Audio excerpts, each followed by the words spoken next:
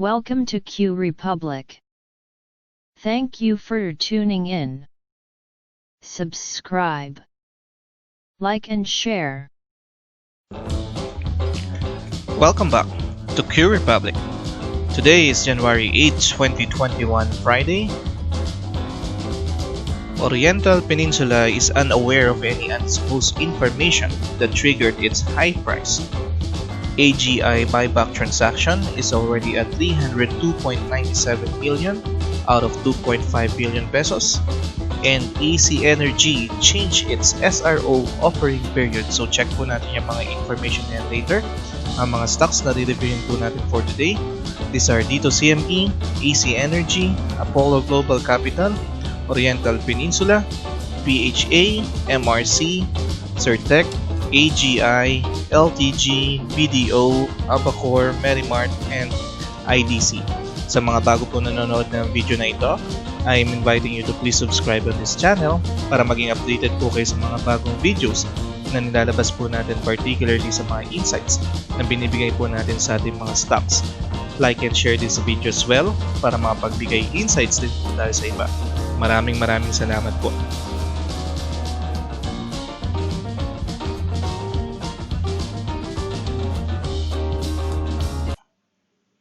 Update lang po tayo sa ating PSEI. So today, nasa 7,200 level na po tayo. Umakyat tayo ng 2.39% sa kanya from our previous closing price na 7,100. And ang trades natin, 191,000. And sa wakas, nagkaroon po tayo ng magandang net foreign buying today, 223 million in the positive. So hopefully, masundan po ito ulit ng panibagong green volume kasi previously nagkaroon tayo ng green dito sa ating net foreign indicator, nasundan na naman siya ng red and puro red yung lumabas. Pero this time, 3 digits naman yung pumasok. Pero kasi ang tinitingnan din natin dito, meron din tayong mga 3 digits na pumapasok noong December 7 and December 11 pero nasusundan pa rin siya ng red. So medyo 50-50 when it comes to net foreign indicator. We could have another green, but we may have another red also sa ating net foreign indicator, which we're going to check by next week. Dito po sa chart ni PSEI, meron na po tayong bagong resistance around 7,300 and bagong support din today na 7,200. Checking our stochastic indicator. Maganda po yung ating momentum ngayon. Nasa overbought area po tayo and nasa level 97. Per our history, meron pa tayong pwedeng itaas dito hanggang level 101. Checking our RSI, so meron din tayong sign na pataas going overbought area itong ating RSI. Pero dito sa ating RSI, medyo mahina pa yung momentum, nasa level 60 lang tayo. And dito sa ating MACD, meron din tayong sign na pa-cross up itong ating blue line dito sa ating red line. Pero malaki pa rin yung space niya. So momentum-wise, medyo mahina pa po yung pinapakita ng ating indicator, plus yung volume natin is average volume lang. So though nabasag natin itong descending triangle na dinadrawing or na-drawing natin sa kanya, pero since mahina pa yung ating momentum, RSI wise and MACD wise, wala pa masyadong momentum, there's still a good chance na by next week is bumaba pa tayo dito sa 7,200 level. So medyo strong resistance itong 7,300. And yung volume natin hindi pa siya ganun kalaki para mabasag itong 7,300. So there is still a chance na bumalik tayo dito sa ating descending triangle. So mapapansin nyo rin po yan sa mga hawak ninyong blue chips. Medyo tumaas sila today. Medyo near the resistance kung meron kayong support and resistance na binabantayan sa kanya. Pero by next week, there's still a possibility na mauntog tayo dun sa near the resistance natin sa ating mga blue chips and bumaba tayo, magsiswing low pa rin tayo dito, mababasag pa rin natin pababa itong moving average 9 and moving average 20, while ito namang moving average 50 is going up. So sasaluhin din tayo dito ng ating moving average 50 dito sa 7,000 level. So hopefully hanggang 7,000 na lang po yung pwede nating ibaba dito kay PSEI or around 6,900. So check nyo po mabuti yung magiging trading plan ninyo sa mga hawak ninyong blue chips, especially kung nag-accumulate kayo ng shares sa kanya. So syempre mas maganda, dun kayo sa magandang price mag-accumulate ng shares. So check po natin yung una nating re-reviewin na stock, which is si Dito CME. Dito CME closed today at 13.12. Meron po tayong pagtaas sa kanya na 3.31% from its previous closing price na 12.70. Ang trades natin, 14,920 and net foreign na negative 43 million. So, meron po tayong pumasok na 60 million kahapon, pero may lumabas na naman po na 43 million today. So, it looks like a continuation ng ating net foreign selling from January 5. Dito po sa chart ni Dito CME, meron po tayo ditong bagong support and resistance today. 13.78 yung ating resistance and support at around 12.70. Checking our stochastic indicator, bumalik po yung ating momentum sa kanya and currently nandito tayo sa level 77. So near the overbought area. Checking our RSI. So nag-spike up din po siya and we are currently here. Overbought pa rin. Nasa level 80 tayo and meron pa tayong pwedeng itaas sa kanya around level 92. Checking our MACD. So, maganda pa rin po yung momentum natin dito kay dito CME. So, just like Apollo, Oriental, maganda po yung support ng ating mga buyers and yung momentum na nakikita natin sa kanila. So, same thing dito kay dito CME. So, wala tayong sign na magko-cross down ito. So, very good momentum ito dito CME. So, meron tayong nilagay na box dito. Ito yung base na tinatry nating i-buuin ngayon kasi nga po nagkaroon tayo ng high dito na 14.50 area na hindi pa natin nababasag. So far, nagkaroon tayo ng profit taking today, pero yun nga po, up pa rin yung ating mga indicators. So, wag lang tayong matakot dito sa ganitong klaseng candlestick dahil meron tayong magandang momentum sa kanya. And yun nga, yung nire-review natin kahapon, along the way, itong ating moving average 9 is pataas din. Same thing dito sa ating candlestick because of our good momentum sa kanya. Kung sakaling gusto mong pumasok dito kay dito CME, okay pa naman dahil nga up pa yung ating mga indicators. And yun nga lang, kailangan nating tawag nito, pansinin yung volume na ginagawa natin sa kanya. So, nagdi-diminish yung volume natin sa kanya. So, unti-unti lumiliit yung ating candlestick. Pero kung lumiliit man siya, ang candlestick natin is pataas pa rin yung nakikita natin sa kanya. So, by next week, we are speculating na pwede tayong mag-close on or above 13.78 area. Kasi maliit lang yung ating candlestick. Di natin siya in-expect na babasag ng dalawang resistances or tatlong resistances. Ang pwede niya lang basagin is itong resistance na 13.78 area. So kung bibili kayo dito sa CME or mag-a-add kayo ng shares, it should be near the 12.70 area. So yun yung magandang position natin sa kanya. Medyo hindi natin ma-expect na dumigit siya dito sa ating moving average 9 dahil nga meron tayong malakas na momentum sa kanya. So talagang dito tayo bibili near 12.75 area. So check niyo po maigi yung magiging options natin for dito CME. AC Energy close today at 7.82. Meron po tayong pagbaba na 2.37% sa kanya from its previous closing price na 8.01.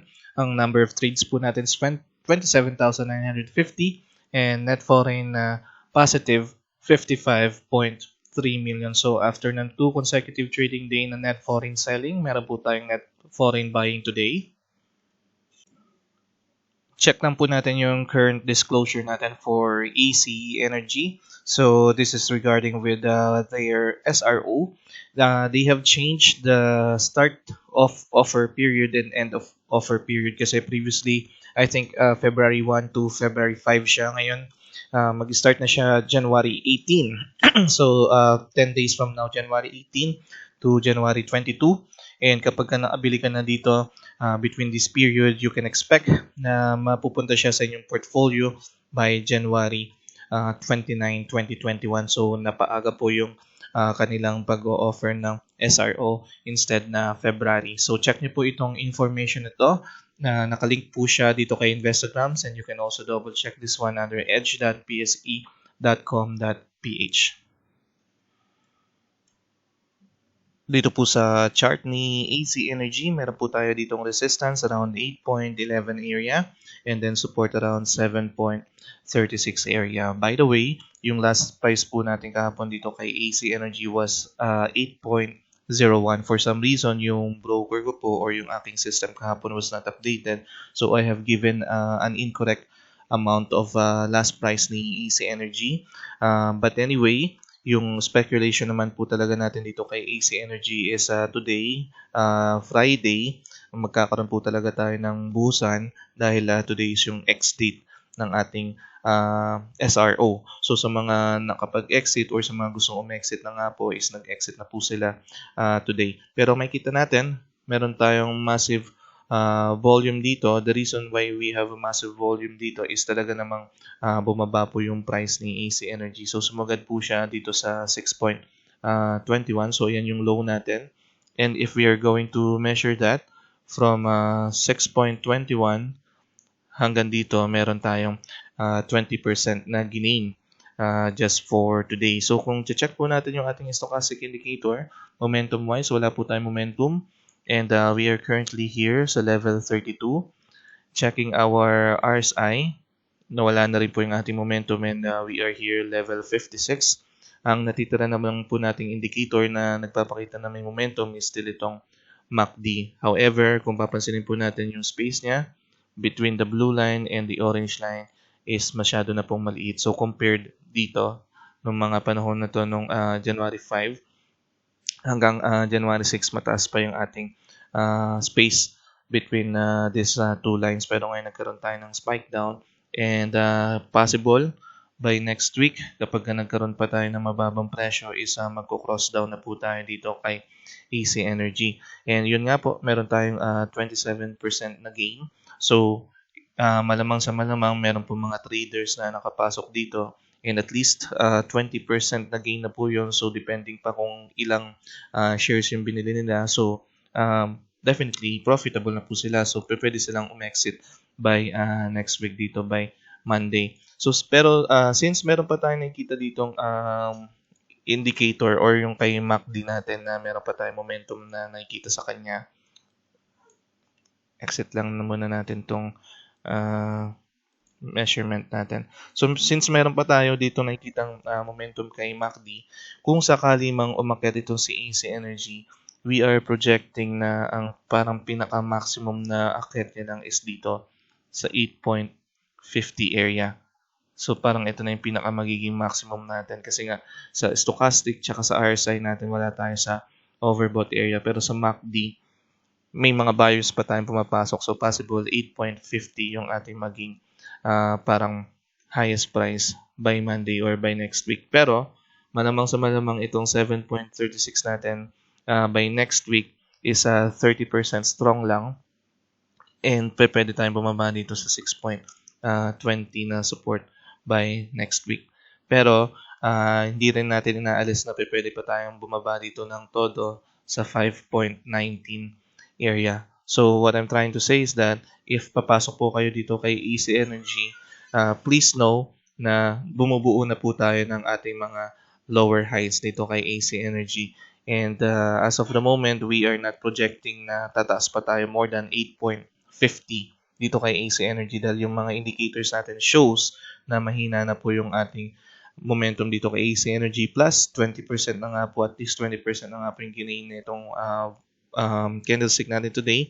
So malamang sa malamang by next week is magkaroon po ulit ng panibagong profit taking, especially rin dito sa mga naipit dito sa area na to just in case gusto rin nilang umexit na or mag-cut loss dito kay AC Energy. So check niyo po maigi yung magiging options natin for AC Energy. Apollo Global closed today at 0.2010. Meron po tayong pagtaas na 4.69% sa kanya from its previous closing price na 0.1920. Ang trades natin 8,380 and net foreign na positive 3.92 million. So today is our 5th consecutive trading day na meron pong support coming from the foreign investors. Dito po sa chart ni Apollo, meron po tayo ditong bagong resistance today, 0.12 2010 and ang ating support is 0.1903. Checking our stochastics, maganda pa rin po yung momentum na pinapakita dito sa ating indicator. Naka-cross up pa rin po itong ating blue line and currently nandito tayo sa level 97. Meron pa po tayong pwedeng itaas dito hanggang level 102 or 101. Checking our RSI. Ito naman po sa ating RSI, still going up pa rin po itong ating RSI. So wala pa tayong resistance na makita dito. And currently, nandito tayo sa level 97. And dito naman po sa ating MACD, super spike up pa rin po itong ating momentum. Ito po is nangyari since December 7. So malaki pa rin po yung space between our momentum and itong dito sa ating orange line. So it only shows na maganda pa rin po yung support ng ating mga buyers dito kay Apollo Global. Although may kita natin dito na hindi pa natin natatapos itong box na create natin dito kasi meron tayo ditong high, I think around 0.2050. Pero ito na-break na natin itong lower highs na nakita natin. So, we can still consider na we are still in consolidation dito dahil hindi pa natin natatapos itong box na to. However, there's a possibility that by Monday is mabasag na natin to ng tuluyan. Number one reason kasi mga indicators natin are still up. Matindi pa rin po yung ating momentum dito. So, hindi po malayo na mangyari by Monday is mag-close tayo dito near sa ating bagong resistance na 0.2108. The reason why sinabi po natin na hanggang dito lang sa 2108 is kasi lumiliit yung ating volume. Unlike dito sa mga nakalipas na volume, ilang ranges po or ilang resistances po yung nababasag natin. Pero kung mapapansin natin today, ang nabasag lang natin is isang resistance lang. And then nag-stay tayo dito sa bagong range natin. So, speculate din natin na by Monday, babasagin natin itong resistance na to and mag-stay lang tayo dito sa 0.2108. So kung wala ka pang shares dito kay Apollo and then nakikita mo na parang maganda siyang pasukin kasi umaakit siya, it's okay naman kasi wala pa tayo nakikitang parang warning na bababa itong si Apollo kasi yung indicator natin is still up. Although may kita natin na iwan itong ating moving average line, but it's still okay kasi nga po maganda yung ating momentum. So definitely talaga may iwan itong ating moving average line. Pero ang safe side pa rin ng pagpasok dito kay Apollo is near dito sa ating support na 0.1903 or dito sa pinaka-safe to 0.1576. Pero 20% hindi siya mangyayari na bababa dito sa 1576. Ang pinaka-possible lang na mangyari is bumaba siya dito sa 17.81 pero parang 50% pa siya mangyayari. Dito ng 0.19, kung bumaba man siya dito is parang nandito rin tayo sa 70%. So, possible around middle, 0.19 or kung gusto mo talaga pumasok dito sa kanya is dito ka pumasok dito sa closing price natin na 0.2010 kasi na-speculate pa rin naman natin na angat pa rin naman siya dito sa 0.2108. If we're going to try to measure that one, so nag-close tayo 0.2010. Then, lagay natin dito sa 2108. So, meron ka naman kagad na 4% gain. Pero hindi naman dyan natatapos kasi along the way, since malaki pa nga rin po yung ating momentum dito sa ating MACD, pwede pa siyang umakyat dito sa 0.22 or maximum, pwede pa siya dito sa 2409. Not only maximum, pwede pa rin naman tong minimum natin. So, pataas pa rin yung tine-check, in-speculate natin dito kay Polo. Maganda pa rin po yung support ng ating mga buyers. Pero yun nga lang, step by step natin siyang gagawin. Hindi na siya parang mag-spike up na ilang resistances yung gagawin natin dahil nga yung volume natin. Depending na lang kung magkakaroon tayo ng panibagong malaking volume sa kanya. So overall, good po itong si Apollo. Paakyat pa rin po yung nakikita natin sa kanya. So check niyo po maigi yung magiging options natin dito kay Apollo Global. Oriental Peninsula closed today at 1.26. Meron po tayong pagtaas na 8.62% sa kanya from its previous closing price sa 1.16. Ang number of trades natin 2,590 and net foreign positive 698,000. Today is our first day na meron pong support coming from the foreign investors. Check lang po natin itong reply ni Oriental Peninsula dito kay CMIC regarding with the unusual price movement. So, ito pong information na to is under oath na tama po yung binibigay nilang information dito sa letter na to. So, sinabi po nila dito, in view of the above, please be informed that the company is not aware of any undisclosed information that could have triggered the observed unusual price movement.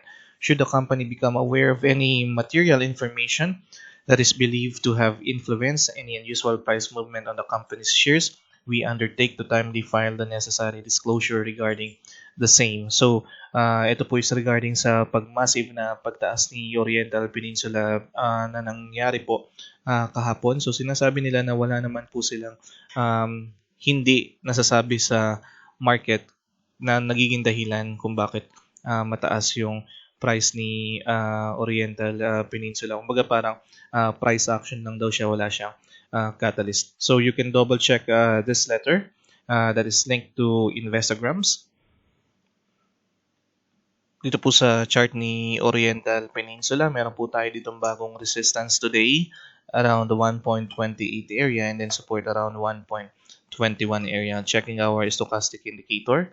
Naka-flatline po itong ating blue line dito sa ating red line, but it's still fine dahil nandito tayo sa level 77. So we are near in the overbought area. Checking our RSI, we are currently here sa level 88. So ito pong peak natin na to na level 88, ginawa po natin siya noong 2014. So you can double check that one. Dito po sa ating RSI indicator, pinakamataas na po natin is level 88 but was way back 2014 pa. So 5 years na po natin siya bago tayo nakaangat ulit dito sa area na to. Checking our MACD naman, napakalaki rin po ng ating space ng ating purple line dito sa ating orange line. If napanood nyo po yung ating review kay Apollo, so same thing din, napakataas din ng ating momentum dito kay Oriental Peninsula. So kahapon, nung nire-review po natin itong chart ni Oriental Peninsula, sinabi po natin na possible tayong magkaroon ng upside, maximum hanggang 1.40 area, which had happened today. So nagkaroon tayo ng pagtaas sa kanina 1.43. Yun nga lang po, nauntog tayo dito and nagkaroon tayo ng profit taking at bumaba tayo dito sa 1.26 area. So kung ang tanong natin, mag-exit na po ba tayo? Magka-cut loss na tayo dito sa mga naipit dito sa 1.40 area? Wag po muna kasi yung mga indicators natin are still up and makita natin itong ang ating mga moving averages is sobrang naiiwan ng ating candlestick. So napaka-strong pa po ng support ng ating buyers dito kasi yung ating momentum nga po sa ating MACD is sobra pang nakabukas. So marami pa tayong buyers na pwedeng pumasok dito. However, ang red flag natin dito is itong ating volume. Although malaki yung buying volume natin, pero hindi natin natumbasan yung buying volume natin kahapon.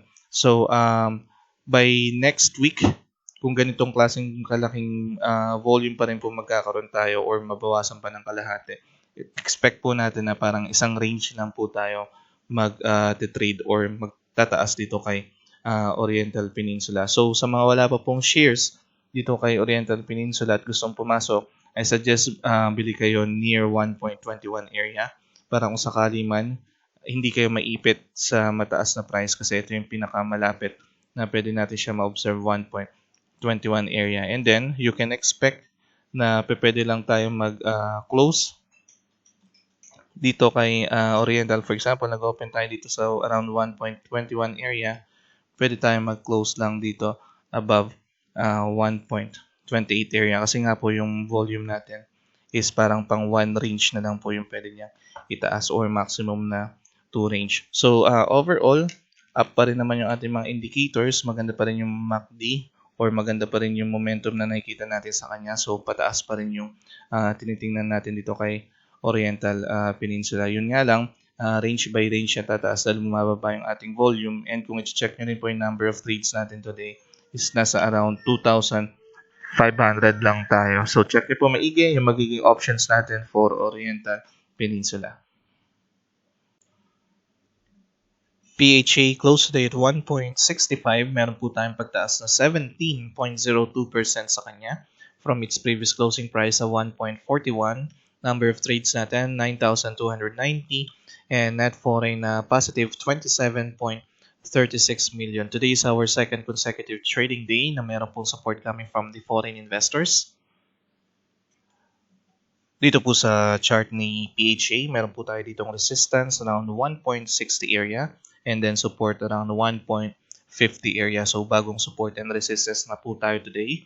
Ang ating stochastic indicator shows na meron tayong magandang momentum currently and we are currently here at level 100 and checking our RSI, we are currently here at level 82. So meron tayo ditong parang peak dito sa ating RSI around 92. So ibig sabihin pagka nagtuloy-tuloy pa yung ating momentum sa kanya, pwede pa tayong umakyat dito. So wala pa naman po tayo sa peak natin currently ng ating RSI. Checking our MACD.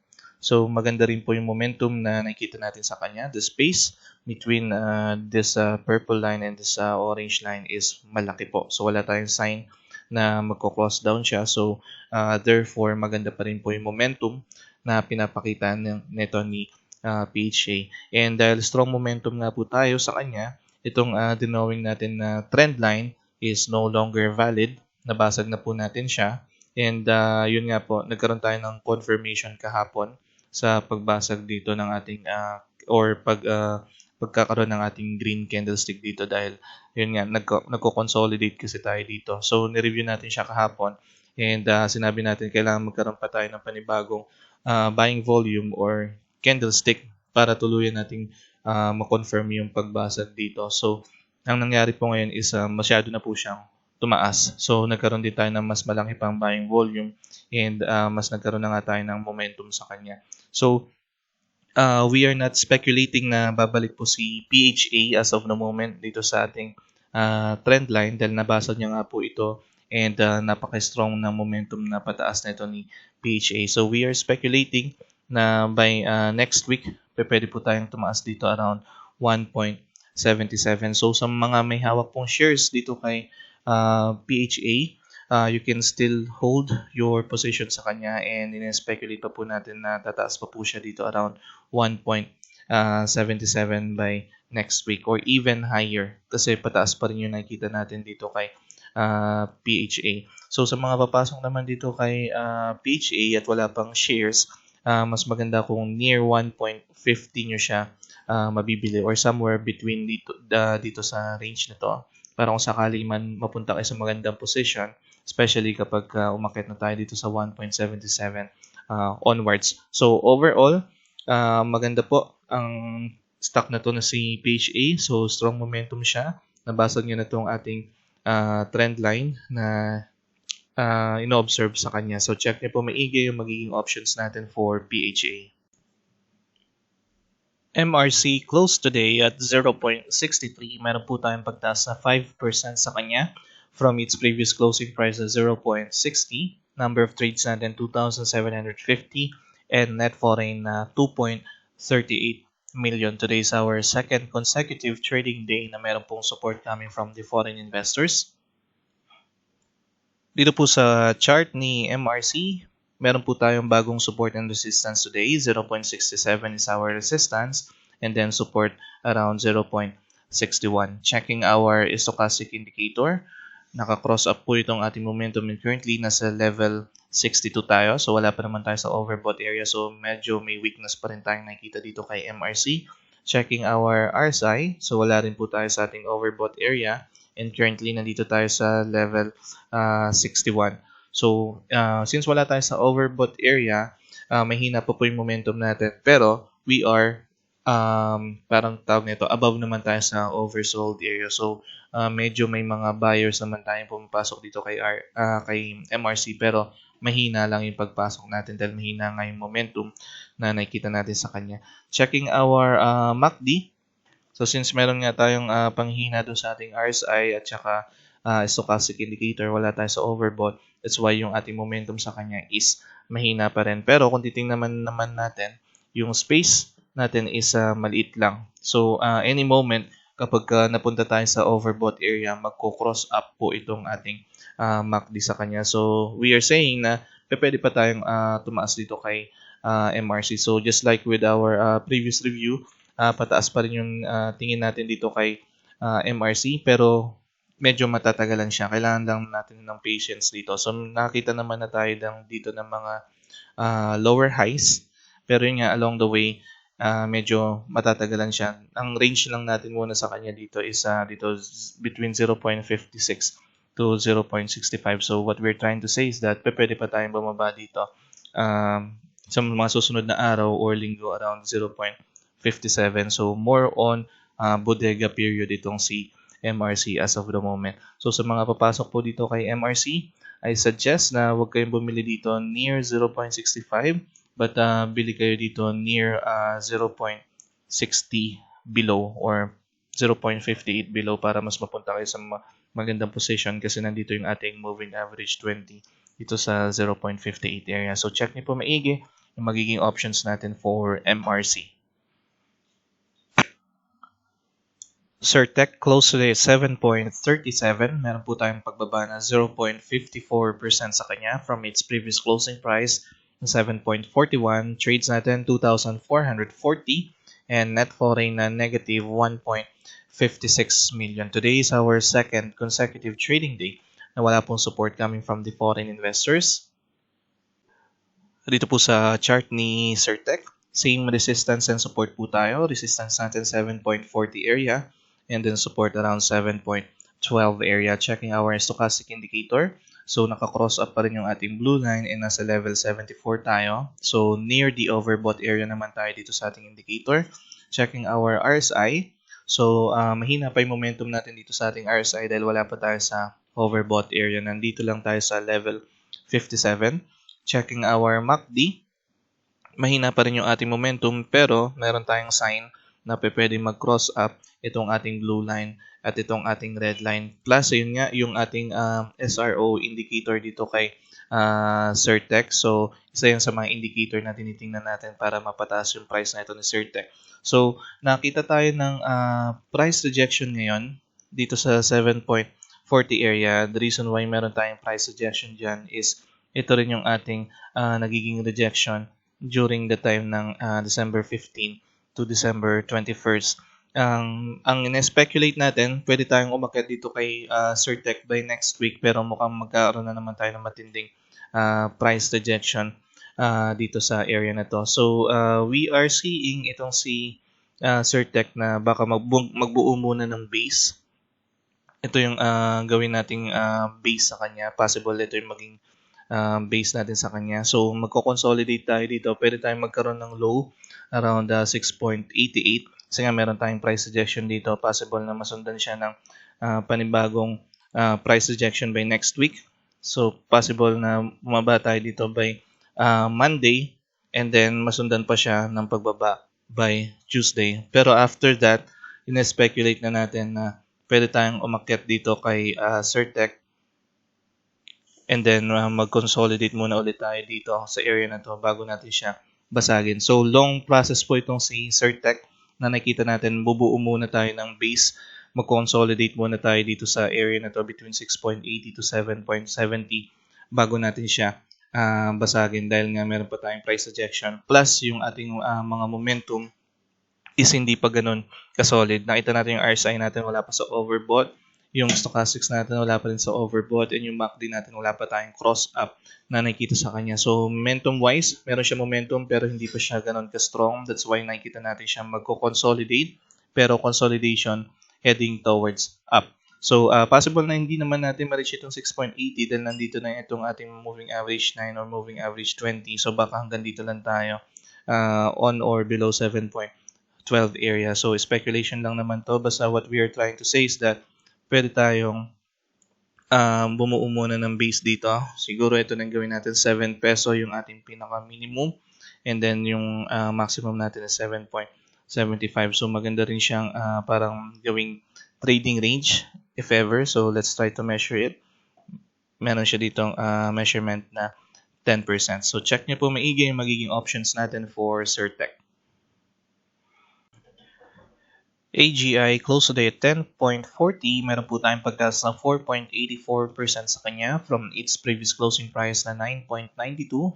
Trades natin 2,340 and net foreign na negative 4.72 million. Today is our third consecutive trading day na wala pong support coming from the foreign investors.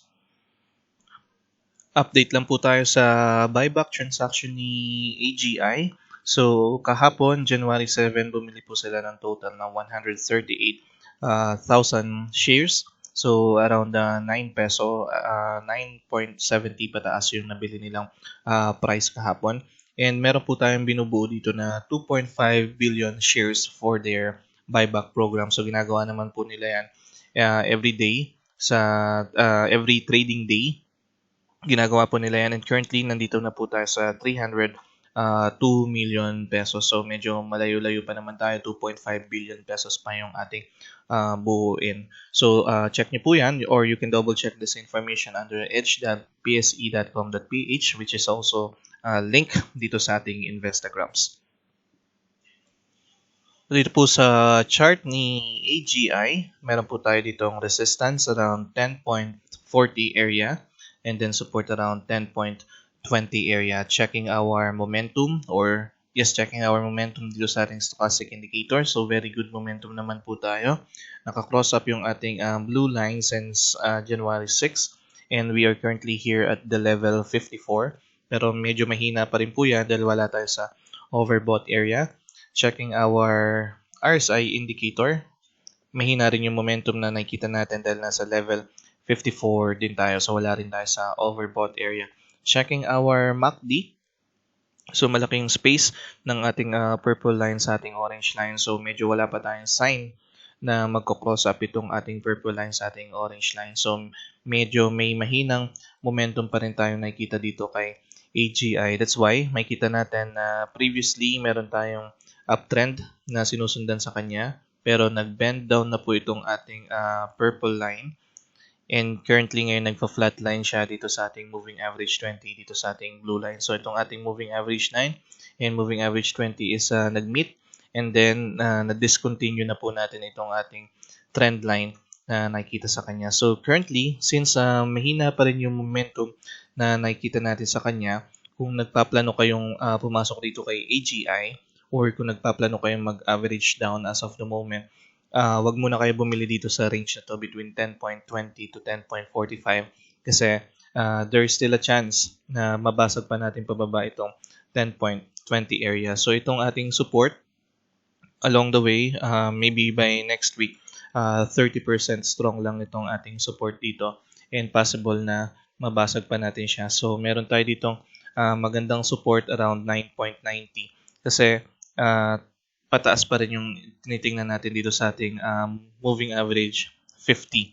So itong 9.50 medyo malayong support na natin yan. Ang tinitingnan natin na strong support natin dito is around 9.92 or below. So huwag kayong mag-average down dito, or huwag kayong bibili dito sa area na to.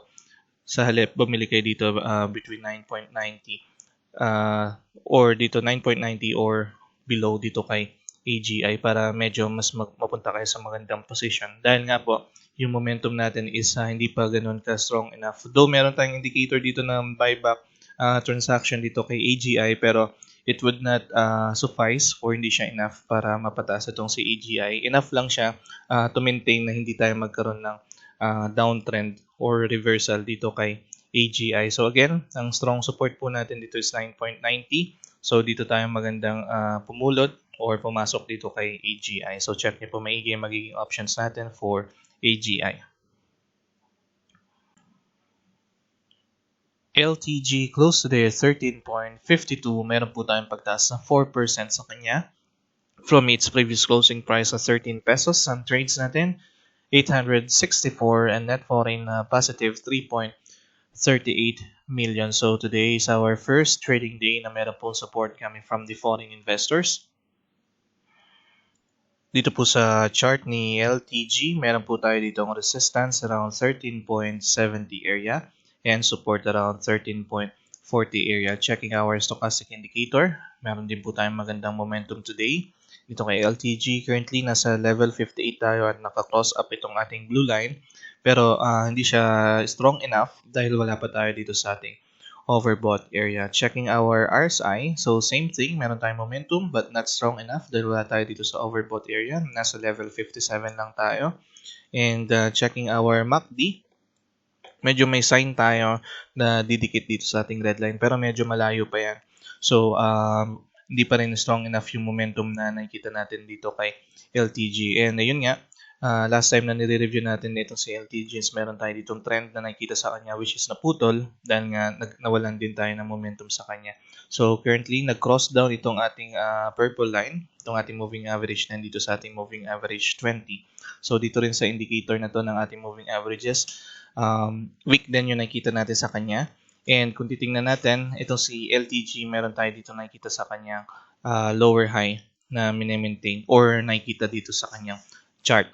So, kung sakali ang tingin nyo dito sa candlestick na to is parang breakout, well, yung indicators natin are saying otherwise kasi nga yung momentum, hindi siya ganun ka-solid. And kung do-double check niyo po, yung number of trades natin dito kay LTG is 864. So, counter-check natin sa ating volume. Hindi siya ganun ka-solid. Hindi siya strong enough na pwedeng isipin na babasagin natin itong 13.70 area. Medyo malabo po mangyari. Medyo 70% hindi natin mababasag itong 13.70 but sa halip, lower highs po yung ginawa natin ngayon.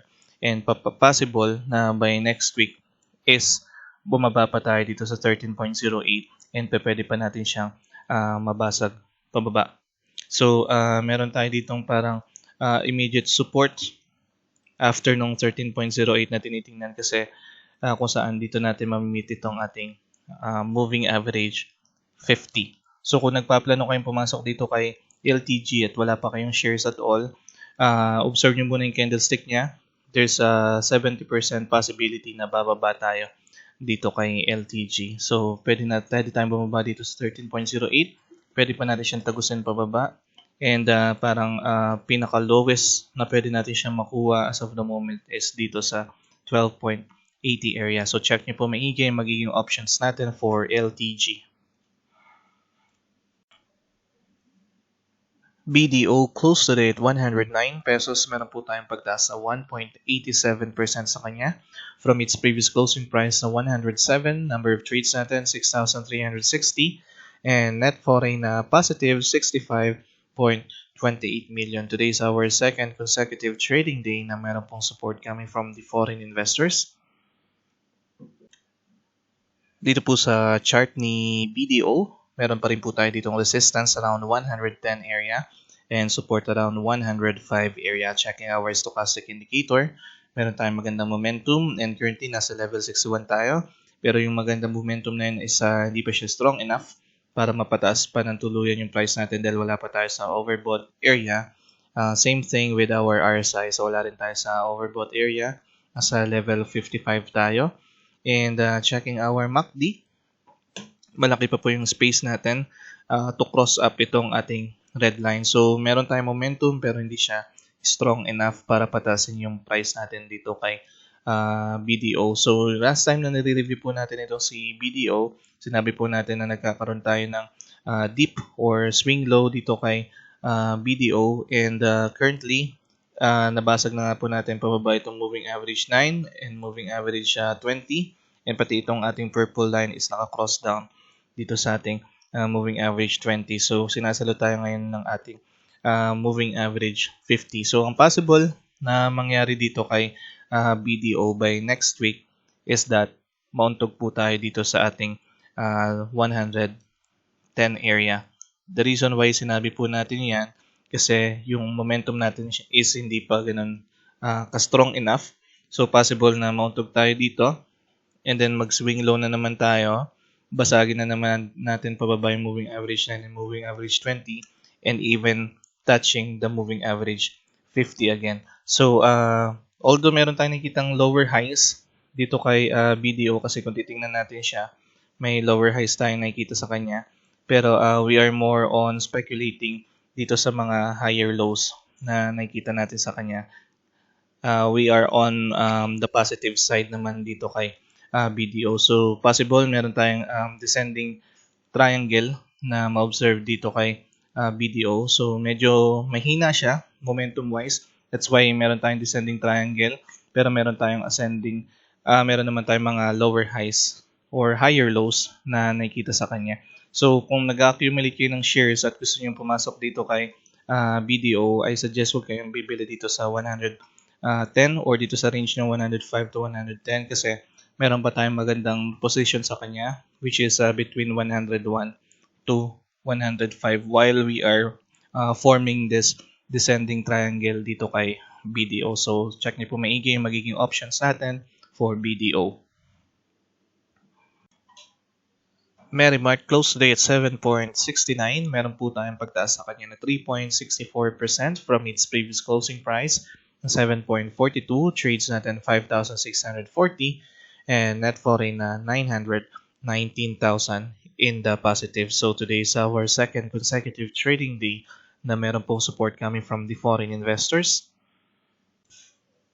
Dito po sa chart ni Merrimart, meron pa rin po tayo ditong resistance around 7.90 and then support around 7.39 area. Checking our stochastic indicator, meron po tayong momentum and currently nasa level 69 tayo. So hindi pa siya ganun ka-strong dahil wala pa tayo sa overbought area. Checking our RSI, ito namang indicator na to shows that we are in the overbought area. So nasa level 70 naman tayo. Checking our MACD, so maganda pa rin yung space ng ating blue line dito sa ating red line. So meron tayong momentum na nakikita dito kay Merrimart. So the only indicator na wala pa sa overbought or walang momentum is yung si stochastics. But other than that, RSI and MACD are saying na meron tayong magandang momentum na pwedeng observe dito kay Merrimart. So kahapon nung nire-review natin to si Merrimart, we are more on speculating na pataas itong si Merrimart pero nagpo-form siya ng base ngayon. So just like dito si ME, meron kasi tayong high na kailangan basagin. So currently,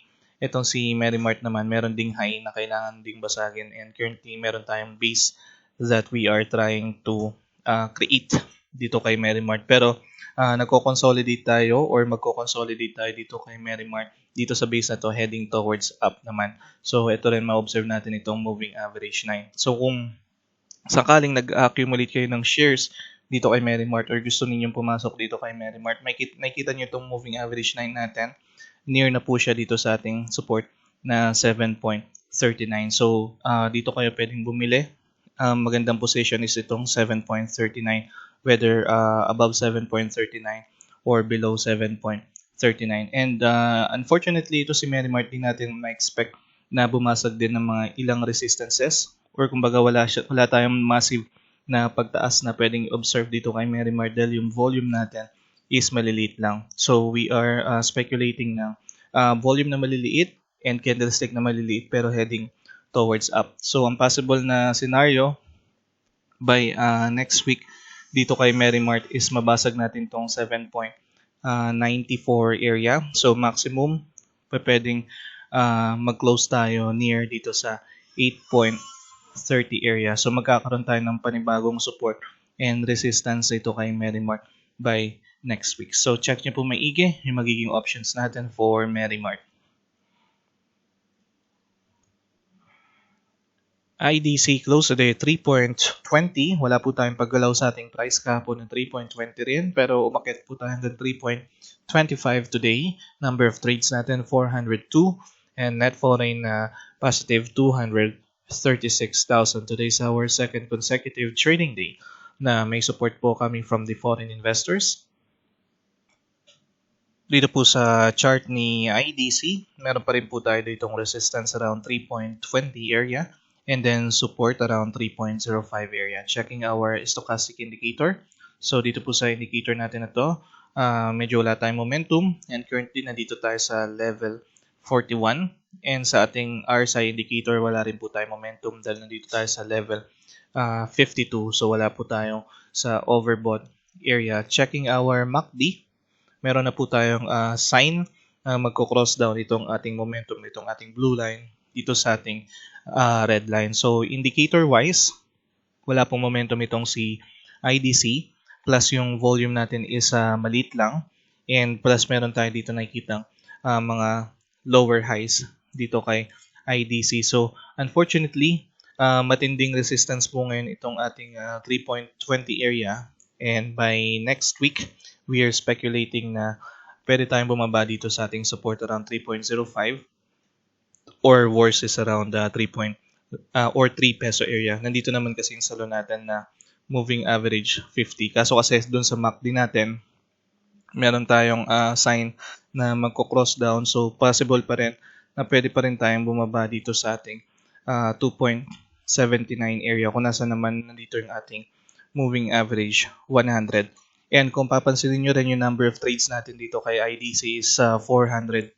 So mabagal yung galaw niya plus mahina yung mga indicators natin. That's why ang speculation natin sa kanya is more on pababa yung price nito ni IDC. So I suggest kung wala pa kayong shares dito kay IDC, kung 0 shares kayo, wag po kayong bibili dito sa range na to na 3.05 to 3.20. Ang magandang range na i-observe natin is itong range na to between 2.79 to 3.05. So between 2.79 and 3.05 is the good range dito kay IDC, while we are performing the lower highs and mahina yung momentum na nakikita natin sa ating mga indicators. So check niyo po maigi yung magiging options natin for IDC. Abacor close today at 0.75. Meron po tayong pagtaas na 5.63% sa kanya from its previous closing price na 0.71. Trades natin 2,880 and net foreign na positive 721,000. Today is our first trading day na meron po support coming from the foreign investors. Dito po sa chart ni Abacor, meron po tayo dito ang resistance around 0.76 area and then support around 0.70 area. Checking our stochastic indicator, meron po tayong magandang momentum today and currently nandito tayo sa 76. Malapit na po tayo dito sa ating overbought area. So magandang momentum po yan. Checking our RSI, we are currently here at level 64. Also malapit din po dito sa ating overbought area. And dito naman sa ating MACD, meron po tayong sign na magko-cross up itong ating blue line dito sa ating red line. So indicators wise, yung momentum po natin sa kanya is parang nasa 80% na mataas. So meron po tayong magandang support coming from the buyers, plus the volume na nakita natin today, very unusual volume. Hindi po siya kagaya na itong mga average lang. So mataas na volume po siya kagaya na itong volume natin no December 11. The last time na nire-review natin itong si Abacor, yung mga indicators natin shows parang weak momentum pa. And meron tayong lower highs na nakikita sa kanya last time, which is today, nabasag niya, although bumalik siya ulit dito sa ating parang lower high na nakikita. Pero mapapansin natin, bumalik din po siya dito sa ating trend line na ino-observe dito kay Abacor. So, ibig sabihin po, bumalik po yung momentum natin dito kay Abacor. Ayun nga, yung mga indicators natin shows na meron na tayong parang 80% going 100% a strong momentum plus magandang buying volume plus meron din tayong support coming from the foreign investors. So maganda po yung tinatakbo ni Abacor today or yung tinakbo ni Abacor today. So yung gusto natin malaman by next week, pwede pa ba tayong tumaas dito kay Abacor or bababa tayo?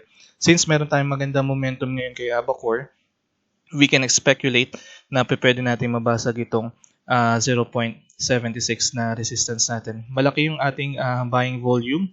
So, pwede rin maging malaki yung ating foresight dito. Baka mabasag natin pati itong 0.78 area and mag-close tayo dito sa 0.80 area. So, since malaki yung ating buying volume, marami po siyang resistances na napabasag. So, ganyan din yung speculate natin by next week. Kahit mabawasan man ito ng konti, kung kahit kalahati lang, dalawang resistances pa rin yung pwede natin mabasag dito kay Abacor next week. And itong candlestick na ginawa natin today is a confirmation na binabasag po natin yung resistance na natanggap po natin dito around 0.73. So, resistance po natin siya from December 17 hanggang January 6. And then ngayon nga po, kino-confirm na natin na binabasag na natin tong resistance na to. So kung gusto niyo pong bumili or pumasok dito kay Abacor, ito yung ating moving average 9. Nandito siya sa 0.70 pero malayo siya dito sa ating support dito sa 0.73. So by the way, ito pala yung support natin. So yusin lang natin para hindi magulo. So kung bibili kayo dito kay Abacor, you can buy dito sa near 0.73 area kasi baka medyo malabo tayo bumaba dito sa 0.70 area. Pero possible pa rin naman bumaba tayo dito, pero safe na to. Okay na to sa akin itong 0.73 since meron tayong magandang momentum and yung foresight nga natin is pataas din. So maximum by Monday, pwede tayong umakyat dito hanggang 0.80. And I think magtutuloy-tuloy pa yung ating momentum pagka nag-cross up pa itong ating MACD dito kay Abacor. Pwede pa tayong lumabas dito sa 0.83. Kasi kung titingnan natin, ito yung ating gap up area noong panahon ng I think pandemic time. Nagkaroon tayo ng strong lockdown. So ito yung ating fini-fill in ngayon. Itong gap up area na to. So from this low, 0.76 hanggang 0.83. So, pataas po yung ina-speculate natin dito kay Abacor. So, maganda rin pong pumosisyon dito sa kanya for the moment. So, check niyo po maigi yung magiging options natin for Abacor. And that's it for today. Kung nagustuhan niyo po itong video na ito, please don't forget to like it and share it as well para mapagbigay insights din po tayo sa iba. At sa mga bago pong nanonood ng video na ito, at sa patuloy na sumusubaybay po sa atin, I'm inviting you to please subscribe on this channel para maging updated po kayo sa mga bagong videos na nilalabas po natin, particularly sa mga insights na binibigay po natin sa ating mga stocks. Maraming salamat po sa oras ninyo. Happy weekend! I'll see you soon. QRepublic.